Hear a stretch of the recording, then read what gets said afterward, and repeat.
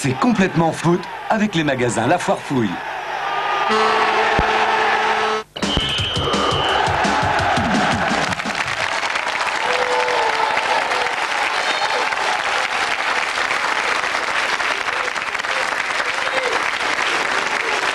Bonjour à tous. Paris Saint-Germain-Nantes, qui était le match vedette de cette 21e journée du championnat de D1, a tenu toutes ses promesses. Il a fourni en tout cas les réponses que l'on attendait d'une telle rencontre. Exprès, je ne vous donne pas le résultat, ce sera notre affiche. Nous enverrons de larges extraits à la fin de ce téléfoot. Par ailleurs, la 21e journée de championnat a été riche en buts. Il y en a eu 26 au total. Il y a eu des surprises, alors que la semaine européenne avait été plutôt difficile, Frédéric, pour les clubs français. Pour les clubs français, il y en avait 4 engagés en Coupe d'Europe et aucun des 4 clubs français n'a gagné. Et dans leurs 4 matchs, ils n'ont même marqué qu'un seul but. C'est pas beaucoup, mais, et c'est le principal, 2 d'entre eux ont tout de même arraché leur qualification pour les quarts de finale. Quant au tirage au sort qui a eu lieu vendredi à Genève, eh bien pas de cadeau. Milan pour Bordeaux, Parme pour le Paris Saint-Germain. Ça fera des beaux matchs. Oui, ça fera des superbes matchs. Les 2 matchs retour d'ailleurs en France. Parme pour le Paris Saint-Germain qui était déjà qualifié. Rappel, commentaire, Vincent Hardy, Hervé Matou. Les Nantais se donnent la main à quelques secondes du coup d'envoi. C'est pour se donner du courage, mais peut-être aussi pour se réchauffer. Il fait un temps à ne pas mettre un footballeur dehors, encore moins lorsqu'il est tchadien. Et pourtant, Jafet Endoram sera encore une fois l'un des meilleurs Nantais. Un match, il faut bien le dire, qui n'avait pas grand-chose à voir avec le football. 0-0, mais les Nantais prennent le point précieux dont ils avaient besoin. Le Spartak Moscou, futur adversaire du Football Club de Nantes, rencontrait le Legia Varsovie en Pologne. Victoire 1-0 du Spartak grâce à ce but de Mamedov inscrit à la 42e minute. Il s'agit de la 6e victoire en 6 matchs dans cette poule B de la Ligue des Champions pour les Moscovites qui réalisent le Grand Chelem. Outre ce Nantes-Spartak, les quarts de finale de la Ligue des Champions offrent 2 affiches somptueuses. Borussia Dortmund-Ajax et surtout Real Madrid-Juventus.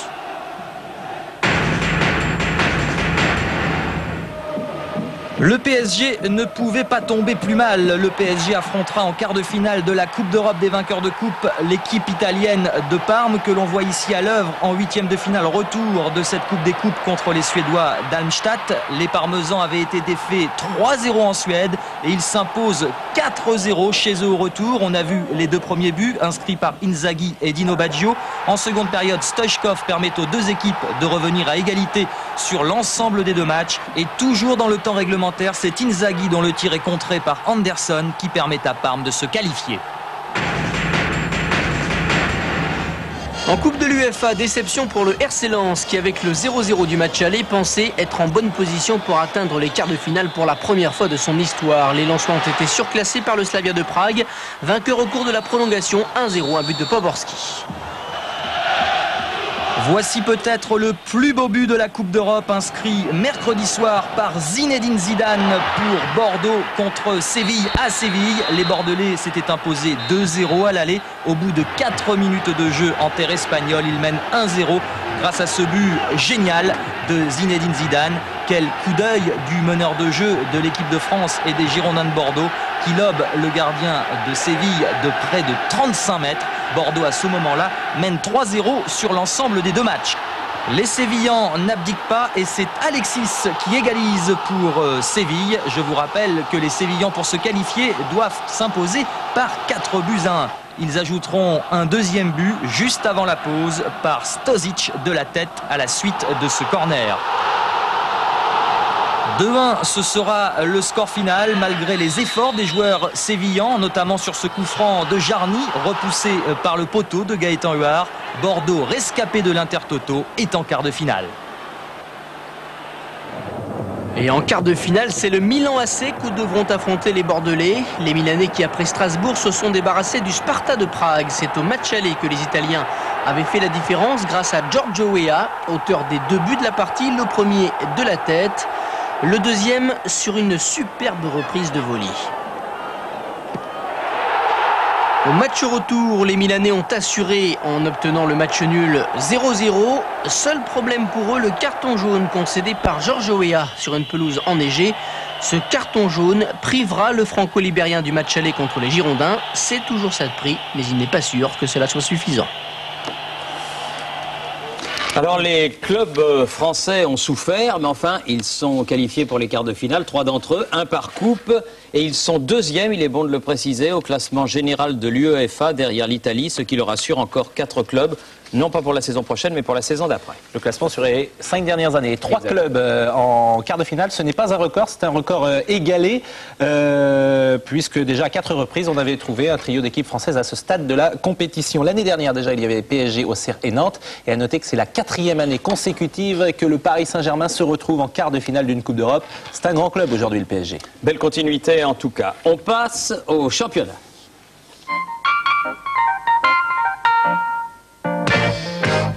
Le championnat donc, mais toujours en rapport avec la Coupe d'Europe, puisque nous allons d'abord parler de Bordeaux-Bastia, et l'occasion était belle, trop belle, pour Bernard Ronneau de parler avec Zidane de son fameux but de mercredi, de l'interroger, et le mot interroger est vraiment celui qui convient.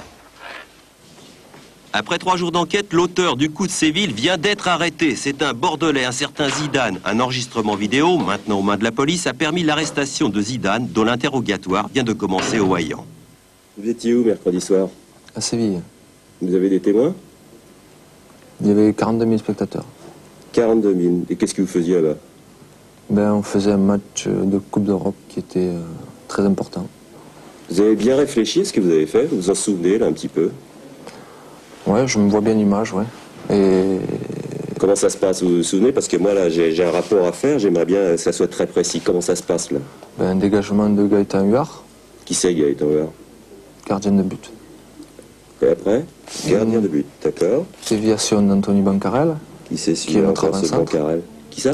Qui est notre avant-centre. Avant-centre. Avant-centre. Ensuite? Et puis la frappe. Il n'y avait pas trop le temps de réfléchir, donc pris un maximum de responsabilité, et puis bon. Vous assumez les conséquences de votre acte? Ah ouais, tout à fait. C'est dans ma tête comme ça, j'ai envie de pouvoir réussir des gestes comme ça tout au long de ma carrière. Et vous pensez faire mieux? Ouais, j'espère bien. Aider ce week-end. Eh ben c'est ce qu'on va voir, mon gaillard. 3 blessés du Garitolo, Lizarazu, plus 4 suspendus, total 7 absents dans l'équipe bordelaise qui accueillait Bastia, et ces absences vont se faire sentir dès le début de la rencontre. Frappe de Rodriguez, juste au-dessus des buts de Gaëtan Huard, heureux papa depuis vendredi d'un petit garçon. Et ce diable de Rodriguez va de nouveau faire des misères à Huard, une poignée de minutes plus tard. Pendant 24 minutes, on attend Bordeaux, le voici enfin, coup franc de Dutuel, tête de prunier, bien stoppé par Valanconi. On joue les arrêts de jeu de la première période, coup franc de Souma dans le rond central, Drobniak remet de la tête pour Rodriguez, tout seul devant Huard, 1-0 pour Bastia, et 8e but de l'attaquant bastiais. Après la joie corse, un vilain geste bastiais, celui de William. Discussion, expulsion, Bastia va devoir jouer à 10 la seconde période. Crossi pour le coup franc, Crossi de nouveau, et Bancarel, tout surpris, expédie le ballon dans les nuages. Mi-temps 1-0, coup de théâtre dès le début de la seconde période. Drobniak, bien servi par Marozzelli, vient battre Huard de près. 2-0, c'est le 16e but de l'attaquant corse. Vexés, les Bordelais se réveillent timidement. Tête d'Issiol sur la transversale de Valanconi. La pression monte, Zidane sur la gauche. Zidane en retrait pour Dutuel, superbe frappe de Dutuel, 2-1, l'espoir renaît chez les Bordelais. Zidane pour ce coup franc, Varezanik, Valanconi détourne en corner, on est dans les arrêts de jeu de la seconde période, on pense que les Bordelais vont parvenir à égaliser. Erreur, Pierre Laurent s'échappe sur la droite et d'une superbe frappe du pied gauche en pleine lucarne, trompe Huard pour la 3e fois. Pour Bordeaux battu chez lui 3-1, la trêve sera la bienvenue. On va laisser passer une page de pub et on revient pour la suite de Téléfoot.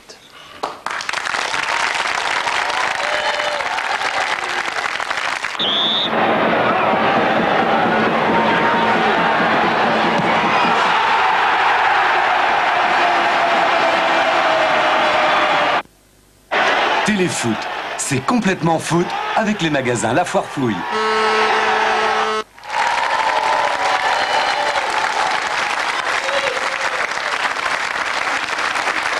Petite parenthèse au milieu de la D1 avec la D2 et un match avancé qui opposait à Châteauroux à Toulouse avec un seul but sur ce corner de Bouzaïenne en faveur de l'équipe locale. La balle va parvenir à Joël Bossis qui va marquer ce qui sera le seul but du match. Un but qui fait du mal à une équipe toulousaine qui s'enfonce dans le classement de la D2 et qui aura encore beaucoup de mal à retrouver les places qualificatives pour la D1. Des places desquelles se rapproche un Olympique de Marseille fringant contre Épinal, à l'image de Marcel Dib qui à la 34e minute marque un but superbe permettant à son équipe de mener 1-0. Toujours jeune Marcel Dib, on le reverra au cours de cette rencontre. Rappelons qu'au match aller à Épinal, à la surprise générale, l'Olympique de Marseille avait été battu par les Spinaliens qui sont bien près d'égaliser, mais Ciccirillo enlève trop son tir et c'est au contraire en deuxième mi-temps Libra qui va marquer un joli but d'une belle tête décroisée. 2-0 pour l'Olympique de Marseille peu après l'heure de jeu à la 67e minute. Bien joué le coup de tête de Libra. Et le dernier but marseillais sera marqué à 9 minutes de la fin sur une très belle frappe, encore une fois, de Marcel Dib sur un centre venu de la gauche. Une balle bien fouettée qui va tourner dans l'air et tromper le gardien d'Épinal. L'Olympique de Marseille a battu Épinal 3-0 avec un super Marcel, un super Dib. Dunkerque gagne à Laval grâce à Cachenou-les-Royers et Perpignan à Alès grâce à Camadini et Mazzuchetti. Caen est en tête avec 44 points. Le Red Star et Laval sont à 6 points. Sochaux à 7. Nancy et l'OM à 8 points. National 1A. Noisy-le-Sec gagne à Aubervilliers, Châtellerault à Roubaix, Saint-Brieuc à Avranches et Valenciennes à Quimper. Saint-Brieuc est premier de ce national, 33 points. Sedan est à 1 point, 3-3. Et Noisy-le-Sec à 6. National 1B, il n'y a pas de victoire à l'extérieur, mais 5 matchs nuls. Toulon est en tête de ce groupe. Créteil, Angoulême et Grenoble suivent à 2 points. Besançon à 3 points.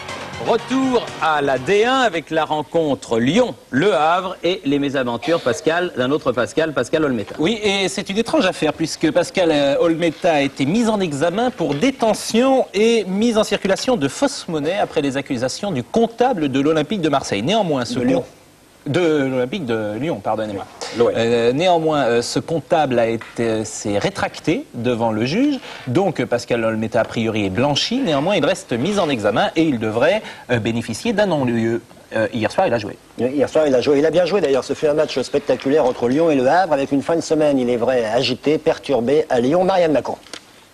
Dernier entraînement perplexe des Lyonnais. Vendredi après-midi, sans Olmeta, mais avec Breton et le jeune Lebec dans les buts. 1 heure plus tard, Olmeta dégonfle l'affaire dans une conférence. Je vais jouer demain, je suis capitaine, je suis le porte-drapeau de mon maillot, je suis celui qui essaie de faire aller de l'avant ce club. Je remercie le président Aulas d'avoir tenu ses propos à mon égard. 24 heures plus tard, aucun stress chez le gardien corse. Une seule obsession en tête, se venger du match aller perdu 2-1. Lyon débute à toute vitesse. Assadourian pour Roche. De place, recule ce ballon. Il voit Bardon dans la surface. Une déviation sur Maurice qui marque, mais le coup de sifflet le signale hors jeu. Corner de Roche. Tête du défenseur Havrais Pasquale, mal inspiré puisqu'il marque contre son camp. Et Lyon mène 1-0 après 11 minutes de jeu. Et curieusement, à l'aller, Fichot avait offert un but aux Lyonnais. Les Normands ne se morfondent pas pour autant. Au Laker, Caveglia glisse à Bertin. Une frappe puissante, Olmeta touche la balle, ça ne l'empêche pas d'entrer dans le but. 1-1, 2 minutes seulement après le premier but. Et c'est le 3e but personnel de Teddy Bertin de la saison. Après une demi-heure de jeu, Bertin à nouveau pour Bas. La balle ne reste pas longtemps dans les pieds des Havrais. Roche maintenant pour Maurice, une déviation sur Roy. Tire tout en finesse, une balle liftée bien placée. Éric Roy donne l'avantage à l'OL, 2-1. Sa frappe est réputée. Il ne marque pourtant que son 2e but de la saison. Un joli but avec une balle bien liftée. Lyon continue d'attaquer, 2 places, lance Assadourian dans son couloir. Au centre, Roche, la tête, 3-1 pour Lyon. Roche inaugure lui sa série de buteurs dans ce championnat. Une jolie tête bien placée. Et Lyon n'arrête pas en si bon chemin. Un corner maintenant pour 2 places. Tête de Maurice, Revaux détourne juste avant la mi-temps. Lyon et Le Havre rentrent momentanément au vestiaire sur le score de 3-1 pour Lyon. Au retour sur le terrain, c'est Le Havre qui attaque avec Bas. Brando maintenant. Nicolas Huisman est suspendu. On retrouve surtout Caveglia en tête de l'attaque. Il pèse sur la défense au point de marquer 3-2 maintenant. L'avance lyonnaise se réduit. 8e but d'Alain Caveglia, l'actuel meilleur buteur du club. Lyon réagit tout de suite. Roy pour Roche. Il regarde dans la surface une balle qui arrive dans les pieds de Florian Maurice qui rate sa frappe juste devant Revaux. Ça vaut mieux pour Le Havre. Il ne reste plus maintenant qu'un quart d'heure à jouer. Caveglia est accroché par Jean-Marc Moulin. Il courait au but tout seul. Expulsion de Moulin. Et les joueurs de Lyon continuent à 10. Coup franc tiré par Bertin. Superbe claquette d'Olmeta. On en reste là. De l'autre côté, coup franc pour Roy. La balle navigue complètement de l'autre côté du terrain. Roche la reprend. Centre pour la tête de Bardon, remise sur Maurice du gauche transversale, incroyable. Et la dernière action curieusement se termine de la même façon et cette fois-ci c'est Dory qui la touche, cette transversale. En tout cas première victoire lyonnaise à domicile depuis le 1er octobre.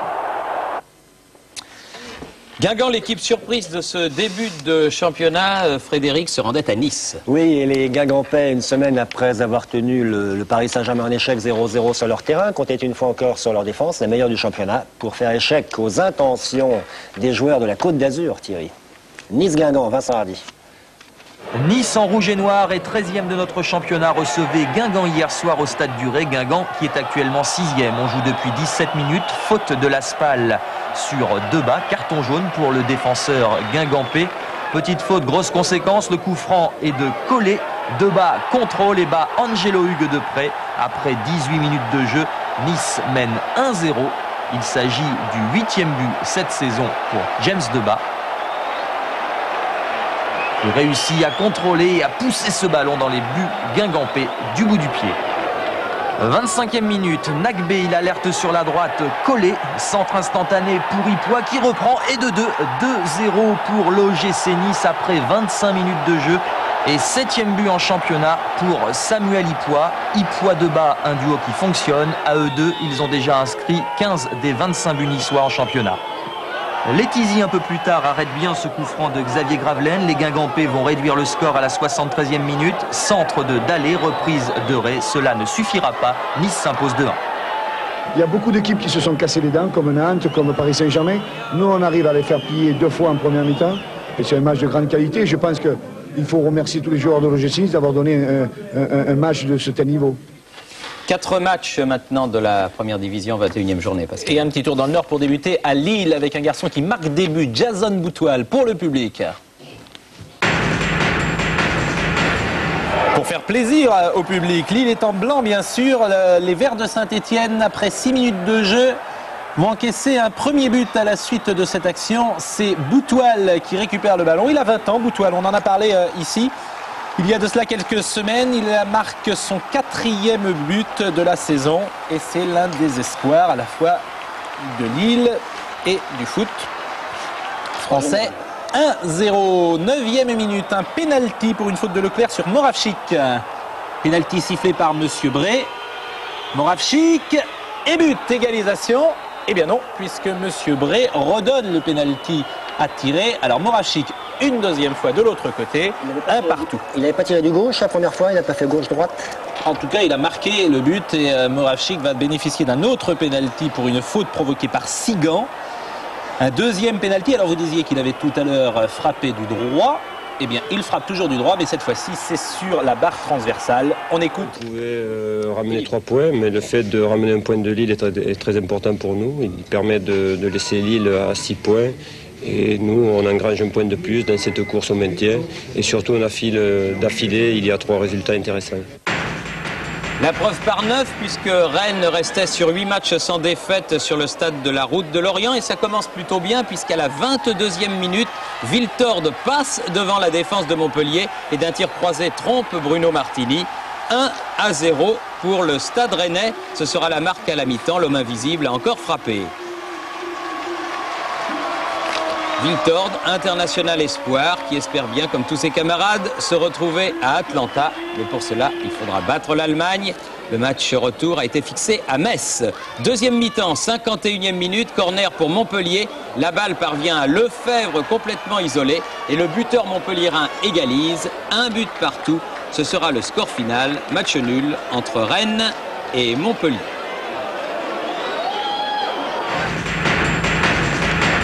Est-ce que Metz va enfin retrouver son second souffle? Eh bien, c'est pas sûr. Cannes étant bleu ciel, et un petit coucou à Guy Lacombe qui entame le redressement de l'AS Cannes. Cannes hier soir a obtenu un match nul à Metz 0-0. Ici, un tir de Ferraoui en première mi-temps et une occasion Messine en deuxième d'Ndiaye. On écoute Joël Muller, mécontent. On avait une occasion ce soir de se resituer à la deuxième place avant le match de Lens. On l'a gâché. Je crois que si on gâche des occasions comme ça, on ne peut pas avoir les ambitions qu'on souhaitait avoir il y a encore quelques temps. On a un problème effectivement de fraîcheur, à l'image de garçons comme Cyril Pouget ou Robert Pires ou Haris Zayas, qui n'ont plus l'influence qu'ils avaient dans le jeu au début de saison. Et ça explique pourquoi on fait du surplace.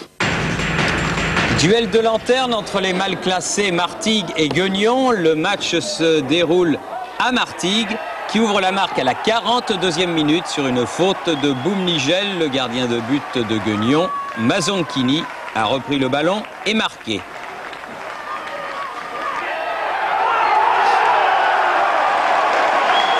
Score à la mi-temps 1-0 pour les joueurs de la Venise provençale. 52e minute, grand pont de Thiéhy et premier but de l'ex-Lensois sous les couleurs de Martigues qui mène 2-0. Les hommes de René Exbraya étaient dans un bon soir hier. Ils avaient besoin de ces 3 points pour remonter un petit peu au classement et enfoncer leur adversaire. Ils vont obtenir un pénalty dans la dernière minute du match pour cette faute de Sapanjon sur Van de Voorde. Van de Voorde qui était rentré à la place de Thiéhy et qui va se faire justice lui-même sur ce pénalty. Score final 3-0 et Thiéhy heureux. C'est vrai que je suis très content de marquer mon premier but à Martigues. Ça fait 4-5 matchs que je n'avais pas marqué. Et ce soir, j'ai réussi, je marque. J'espère que ça va continuer. Tout à fait, Thierry. 5e 0-0 consécutif du FC Metz. 5e 0-0, c'est une sorte de record.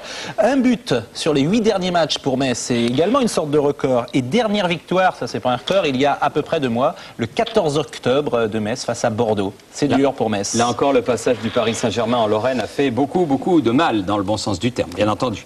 Alors on passe... pas pour Metz. Pas pour Metz. Oui. On passe à Auxerre-Monaco maintenant avec une autre affaire un petit peu spéciale. Il y a Fabien Barthez qui a été victime d'un contrôle antidopage qui a été déclaré positif le 3 octobre. Pourtant, Barthez joue malgré une contre-expertise qui s'est avérée positive. Il se trouve que la procédure, messieurs, suit son cours. La commission antidopage de la FFF le convoquera prochainement.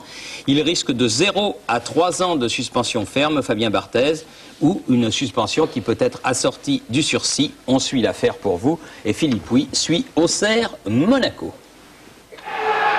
Auxerre-Monaco, rencontre entre 2 clubs aux ambitions affichées mais qui connaissent de temps en temps des petits ratés. C'est le cas pour les Bourguignons en début de match, 5e minute. Long dégagement de Barthez, tête de Chifo. Anderson a bien flairé le coup, accélération avec 2 Auxerrois aux trousses, balle piquée, Charbonnier est battu. 1-0 pour les Monégasques et 9e but cette saison pour Sonny. Le Brésilien a retrouvé la grande forme. La semaine dernière, il avait déjà fait la différence contre Nice grâce à un but exceptionnel. Giroud n'est pas joyeux, il est persuadé qu'Anderson est parti en position de hors-jeu. En plus, ses joueurs ont du mal à se remettre de ce but. Un quart d'heure de jeu, centre de Legwinski, reprise d'Anderson au-dessus de la transversale de Charbonnier. Heureusement pour les Auxerrois, la suite est nettement meilleure. 27e minute, Guy Varche pour Lamouchi, frappe de Lamouchi entre les jambes de Barthez. Égalisation 1-1. Ce 4e but de Sabri Lamouchi est aussi le 38e d'Auxerre. 2e attaque du championnat derrière le PSG. 1-1 à la mi-temps. Il reste donc 45 minutes aux 2 équipes pour éviter le résultat nul. Pour Monaco, les choses se compliquent rapidement. Saïb en profondeur pour Lamouchi. Tacle de Petit, Lamouchi s'écroule. Monsieur Chéron ne tergiverse pas. Carton rouge. Les Monégasques vont devoir terminer le match à 10 et pourtant il n'est pas du tout évident qu'Emmanuel Petit ait mérité d'être expulsé sur ce tacle. Le coup franc est tiré par Guy Varche, en force mais bien arrêté par Fabien Barthez. Ça fait mal quand même. Réponse d'un numéro 9 à l'autre, Chifo pour Anderson. Le ballon, là, est passé à quelques centimètres des poteaux de Charbonnier. Beaucoup d'occasions, l'une des plus belles maintenant. Martins, contrôle de la poitrine, pied gauche par-dessus Viau, reprise du droit. Heureusement, Barthez était sur la trajectoire. À ce moment-là, Jean Tigana décide un changement. Anderson est remplacé par Grimandi. Les Rouges vont s'accrocher au match nul. 81e minute, récupération Benarbia, Madar. Difficile de garder le ballon, il le passe tout de même à Benarbia en position d'ailier droit. Centre d'Ali Benarbia, Madar surgit, tête, 2-1 pour Monaco. Michael Madar a une nouvelle fois frappé et là encore c'est de la tête qu'il a fait la différence. Sur les 8 buts qu'il a marqués, c'est le 5e qu'il réussit de la tête. Jusqu'au bout, les coéquipiers de Laurent Blanc vont se battre pour arracher le match nul. Tacle de Goma, Viau est passé, il proteste. Centre de Goma, frappe de Lamouchi, superbe, Barthez est battu. Lamouchi est aux anges mais pas pour longtemps, le juge de touche avait bien vu. Le ballon était effectivement sorti, but refusé, 2-1 donc pour Monaco et scène de joie plutôt inattendue pour une équipe que l'on dit divisée. On a besoin de ces moments-là pour retrouver un certain enthousiasme. Je pense que on l'a démontré, c'était pas du pipeau. On a retrouvé certaines sensations déjà avant, après Nice, et donc après cette victoire, certainement l'ambiance va être très bonne.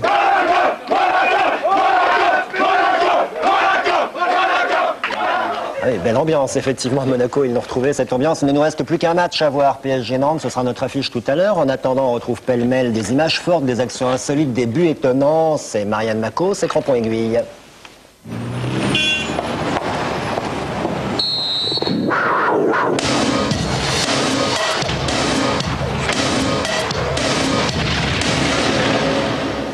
Bonjour Marianne, et on démarre à 100 à l'heure. Vite, le but le plus rapide du monde, marqué quelques secondes après le coup de sifflet.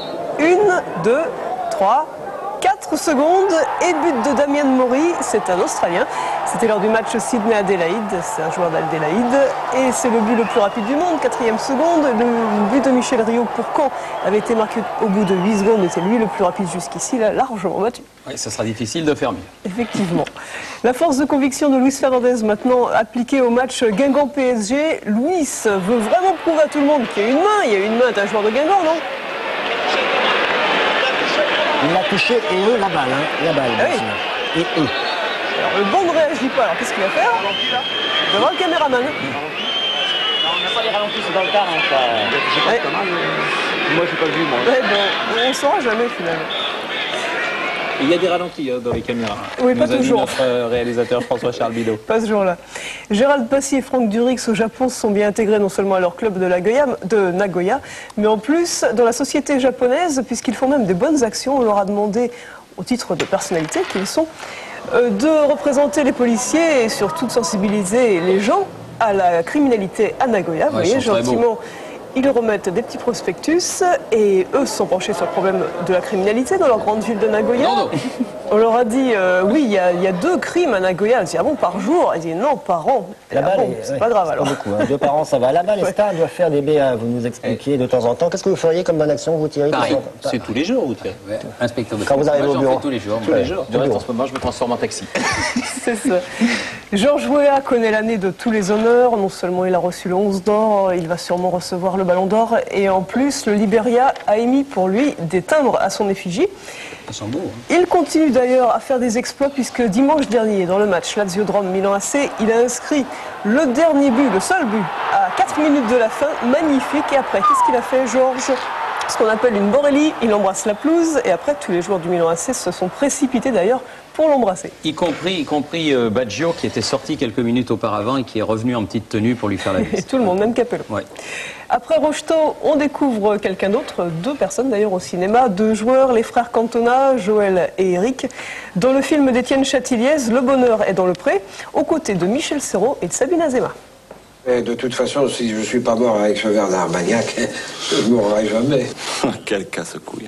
Depuis quand ça tue l'Armagnac? C'est la vie, le feu. Ça réveillerait un mort. Hé, fais pas le con, hein. Le petit, il a besoin de son grand-père. C'est peut-être le confit qui lui a donné un malaise, non? Mais non, c'est pas lourd le confit. Non, c'est bien connu. Oui, Maradona d'ailleurs a ce régime-là depuis quelques années, ça ne fait pas grossir. Eh bien, à bientôt. Merci Marianne. Merci Marianne. Avant la pub. Vous oubliez à chaque fois un petit jingle. Ah, le petit jingle. Ah, Thierry. Allez, vous avez vu la tête, jinglée. Quand même.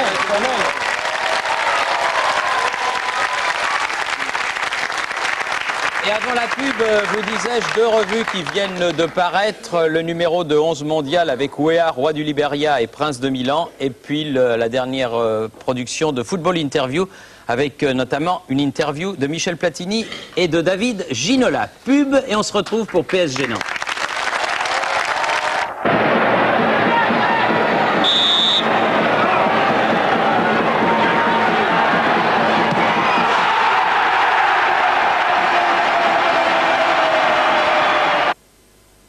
Téléfoot, c'est complètement foot avec les magasins La Foire Fouille.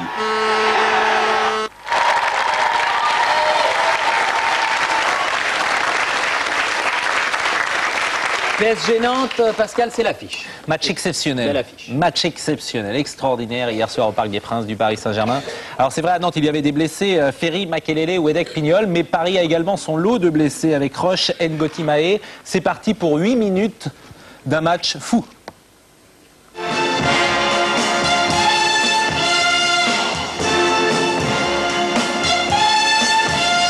Les billets ont tous été vendus au Parc des Princes. Néanmoins, quelques trous dans les tribunes, sans doute liés aux difficultés de gagner en transport en commun le centre de la capitale.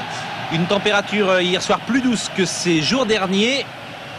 Et le match débute donc par un coup franc de Djorkaeff et une tête de Deli Valdés après 3 minutes, capté sans problème par Casagrande. Dans les tribunes, Francis Huster et Claude Chirac, la fille du président de la République. 5e minute, ballon perdu sur la droite. Fournier qui déborde. Laurent Fournier au centre, au premier poteau de Deli Valdés. Premier but de la partie après 5 minutes. Et c'est un classique du PSG, débordement de Laurent Fournier sur la droite. Il y a 3 Nantais, Chanelay, Guyot, Casagrande. Il n'y a qu'un Parisien, Deli Valdés. C'est lui qui a marqué. C'est le 12e but de sa saison. C'est la première faute défensive nantaise. Suodo en est bien conscient. Le disait a donné à Renou. Kozeki, Pedros dans la surface de réparation. Il y a Endoram au premier poteau. Et voici une bonne occasion nantaise dans ce premier quart d'heure. Bien vu de la part de Pedros. Et Colleter a bien pressé Endoram, l'obligeant à mettre le ballon au-dessus de la barre transversale. Néanmoins, c'est le Paris Saint-Germain qui domine. À une touche de balle, Djorkaeff a donné à Loco, Deli Valdés. Une occasion en or. Et un jeu sans contrôle. Le PSG est en train de mettre le turbo. De Croix. Tête parisienne avec Djorkaeff qui remonte le ballon et ça va vite. À Paris, lorsqu'on remonte le ballon, rail. Au centre, il y a Deli Valdés. À une touche de balle, Guyot. Dans la course, remet Deli Valdés. Ballon piqué, Djorkaeff. Et but. But de Youri Djorkaeff. But extraordinaire. Ballon piqué à la suite d'un mouvement relayé par Rai qui avait levé la tête. Guyot manque son contrôle. Inspiration de Deli Valdés avec la talonnade et inspiration magnifique également de Djorkaeff. Loco n'a pas touché le ballon. Paris mène 2-0 après 31 minutes de jeu. Nantes asphyxié. Et ça continue. Le Guen devant pour Loco qui s'est arraché au marquage. Patrice Loco. 3-0. 42e minute. Loco face à ses anciens coéquipiers. Entre Guyot et le disait, c'est lui le plus rapide. Et un soupçon de réussite pour Loco puisque son ballon touche le poteau. Et une joie bien compréhensible de Patrice Loco face à son ancien club.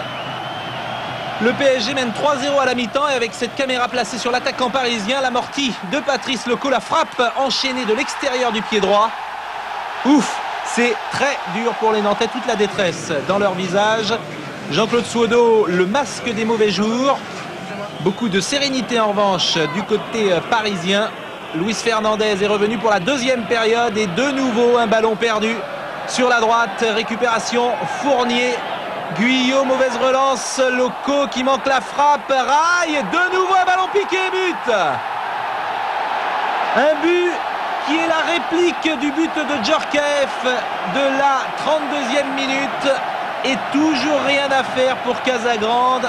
Inspiration géniale du Brésilien qui a vu Casagrande légèrement avancer et qui le lobe sur son côté opposé. Regardez, cette caméra, au départ de l'action, elle va rester sur Rail. C'est parti, un geste de seigneur. C'est le 12e but de Rail depuis le départ du championnat, égalité avec Deli Valdez. C'est le 4e but de la soirée. À chaque fois un buteur différent après Deli Valdez, Djorkaeff, Loco. Voici donc Rail. Très peu d'attaque nantaise durant cette deuxième mi-temps. Renou ici a le ballon, bientôt dégagé par la défense parisienne. Fournier va se blesser au contact avec Carotti. Il sortira. On a craint le pire pour lui. Bilan, un mauvais choc. 3 points de suture, mais pas d'inquiétude quant à sa participation samedi prochain à Saint-Etienne. Rail pour une domination toujours parisienne. Et désormais, c'est la balade. Écoutez les olés du Parc des Princes pour cette passe à 10. Guérin.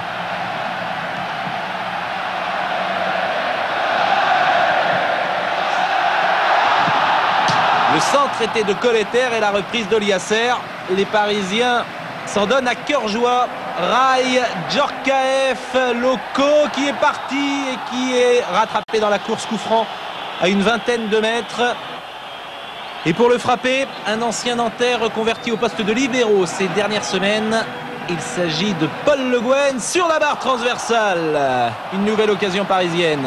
Vous savez que Luis Fernandez ne fume plus depuis le match aller à Nantes où il l'avait emporté. Il a ses astuces pour ne pas se soumettre à la tentation et se délivrer du mal. Luis Fernandez a pris un petit chewing-gum. Lama pour les derniers instants de cette partie. Rail, Liasser, Nouma, Rail, Djorkaeff, Loco, Alou. Centre de Alou, tête de Nouma et de 5. 5-0. Et Pascal Nouma qui imite le vol du Canari devant la tribune nantaise. 5-0, c'est très dur. 5 buts, 5 buteurs, à chaque fois différents, et 5 attaquants. Alou et Nouma étaient entrés en jeu en fin de rencontre, à la place de Deli Valdez et de Guérin. Liasser avait également remplacé Fournier. Luis Fernandez a fait tourner son effectif à 14. Le PSG a donc battu Nantes 5-0. C'est une mauvaise soirée pour Jean-Claude Suodo, mais une soirée historique pour le Paris Saint-Germain. Et historique, c'est également dit par Michel Denisot, le président du Paris Saint-Germain. Mais avant cela, on va écouter une réaction de Jean-Claude Suodo et de Luis Fernandez. Nous, on avait des temps de retard partout. Ça sous-entend donc qu'ils en avaient d'avance partout. Et que dans tous ces temps d'avance, ils ont su parfaitement bien les exploiter. Bon, ils sont du niveau de Parme aujourd'hui. Nous, on est loin à la fois d'eux et de Parme. Et on n'est pas là pour parler des circonstances atténuantes. On est là pour analyser un match tel qu'il a été. PSG est trop fort pour nous, c'est tout. On a réalisé une grande performance en marquant 5 buts. On a fait un match plein avec des beaux buts à la conclusion. Bon, c'était un match qui nous tenait à cœur pour pas mal de raisons. On a pris le match par le bon bout. On a marqué un but très rapidement qui nous a facilité la tâche. Et ensuite, je pense que les garçons ont pris du plaisir à jouer ce soir. Je pense que c'est la plus belle émotion en championnat depuis que je dirige le club, c'est-à-dire depuis 4 ans et demi. Moi, j'ai surtout passé une très très bonne soirée. J'ai vu un spectacle magnifique au Parc des Princes avec 5 buteurs différents. C'est la preuve aussi qu'il y a un jeu collectif de haut niveau au PSG face à un adversaire qui est le champion sortant. Je crois que c'est de toute façon un moment qui marquera la vie du club. Oui, et puis ponctuellement, eh bien, le Paris Saint-Germain fait une formidable opération au classement, on va le voir, puisque les Parisiens ont maintenant 9 points d'avance et sont évidemment seuls premiers. Derrière eux, il y a Lens qui jouera ce soir à Strasbourg. Et puis le Paris Saint-Germain, de son côté, jouera samedi prochain à Saint-Etienne, au stade Geoffroy Guichard. Le Paris Saint-Germain, donc leader de ce championnat de France. Petit problème de panneau, c'est pas bien grave. En bas du tableau, on sait que le dernier, c'est maintenant Guignon. Donc là, on va sûrement voir les premières places. Donc je vous disais, 9 points d'avance pour Paris, qui jouera à Geoffroy Guichard. Et puis en bas du tableau, donc Guignon qui n'a plus gagné depuis très longtemps. Guignon seul dernier devant Lille et Cannes. Attention Bordeaux, attention Bordeaux. Et à présent, les chiffres TF1 RTL. Alors la meilleure attaque du championnat, cela ne surprendra personne, celle du Paris Saint-Germain, 43 buts en 21 journées, quasiment 2 buts par match. Et la moyenne passe même à près de 3 buts par match pour les 8 dernières journées au cours desquelles les Parisiens ont marqué 21 buts contre un seul, Pascal le disait, au Football Club de Metz. Heureusement pour eux, les Messins ont quand même la meilleure défense du championnat, 13 buts encaissés, 13 également pour Lens, 14 pour Guingamp, 16 pour le Paris Saint-Germain. Paris, qui reste également sur la meilleure série défensive, puisque la MAN n'a plus encaissé de but depuis 370 minutes, autrement dit 4 matchs et 10 minutes, Thierry. C'est bien, et la suite donc à Geoffroy Guichard samedi prochain. La FIFA est à Paris car on prépare le tirage au sort de la Coupe du Monde qui aura lieu mardi. Et la FIFA a donné à Jacques Glassman le prix FIFA du Fair Play pour avoir dénoncé cette affaire de corruption appelée affaire VAOM. Le début de la Coupe du Monde, c'est donc mardi 18h20 sur TF1 avec le tirage au sort de la Coupe du Monde qui aura lieu au Carrousel du Louvre à Paris. Et puis, après le journal télévisé de TF1, à 20h45, vous pourrez suivre toujours sur TF1 Guingamp contre le Paris Saint-Germain en Coupe de la Ligue, commenté par Hervé Matou, Christian Jean-Pierre, alors que Vincent Hardy sera sur le terrain. C'est un très beau début de semaine. N'oubliez pas, mardi 18h20, tirage au sort de la Coupe du Monde. France 98 commence. Bon dimanche, bonne semaine, à mardi.